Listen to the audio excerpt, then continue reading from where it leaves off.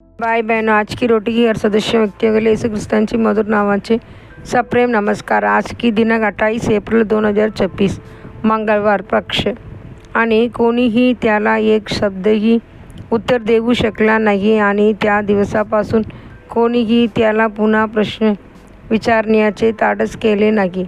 Matthew 22:46 जीवनात अनेक लोक देवासमोर कुरकुर करतात आणि प्रश्न विचारतात. ते विचारतात, हे माझ्याबरोबर हा घडले, मी का अपयशी ठरलो, मला नोकरी का नाही, माझे मूल काय मरण पावले आणि असे अनेक प्रश्न.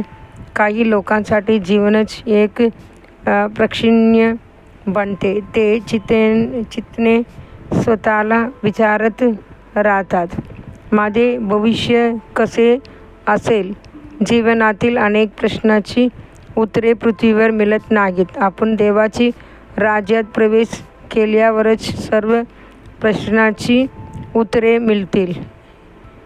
एफ.जे. डेक नावाच्या एका निष्ठावान बायबल अभ्यासकाने बायबलमधील सर्व प्रश्न मोजण्यास सुरुवात केली.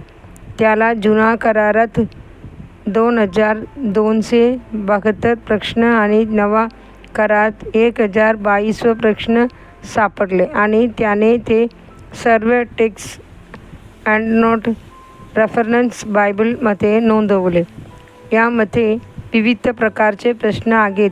सामान्य प्रश्न, लोकांनी एकमेकांनी विचारलेले प्रश्न, देवाने माणसांना विचारले प्रश्न, माणसांनी देवाने विचारले प्रश्न. बायबलमधील पहिले प्रश्न सैतानाने विचारलेला फसवणूक करणारा प्रश्न होता. देवाबद्दल शंका निर्माण करण्यासाठी त्याने हव्वाला विचारले, घरोघर देवाने सांगितले आहे काय, तुम्ही बागेतील प्रत्येक झाडाचे फळ खाऊ नका.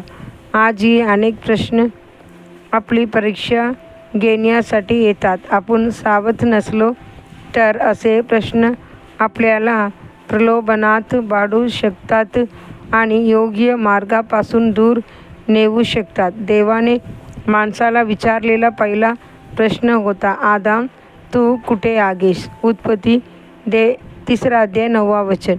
देवाने हा प्रश्न दुःखी मनाने विचारला, कारण तो त्याच्यापासून दूर केलेल्या माणसाला परत बोलवत होता. आजही देव तुम्हाला तोच प्रश्न विचारतो, तू कुठे आहेस? तुझ्या आत्म्याची स्थिती काय आहे? हा प्रश्न तुम्हाला पुन्हा देवाची सहवासात आणू दे. तुमच्या पहिल्या प्रेमाकडे परतण्याचा निर्णय द्या. माणसाने देवाला विचारलेला पहिला प्रश्न होता, मी माझ्या भावाचा राखणदार आहे काय? उत्पत्ती 4:9. कैनने हा प्रश्न आपल्या भावाची निर्दयपणे खून केल्यानंतर विचारला.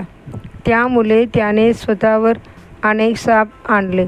आज तुमच्या मनातही अनेक प्रश्न येत असतील. दावीद राजाप्रमाणे तुम्ही विचारू शकतात, प्रभू, तू मला किती काळ विसरणार?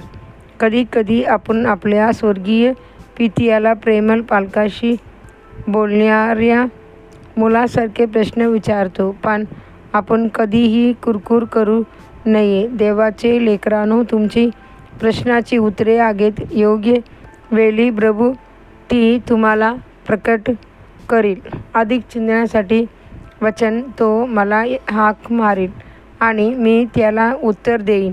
संकटात मी त्याच्याबरोबर असेन. मी त्याला साडवीन आणि त्याचे सन्मान करीन. स्तोत्रसंगीता 51:15. आजची बायबल वचन, सकाळी 1 राजा 3 4 5.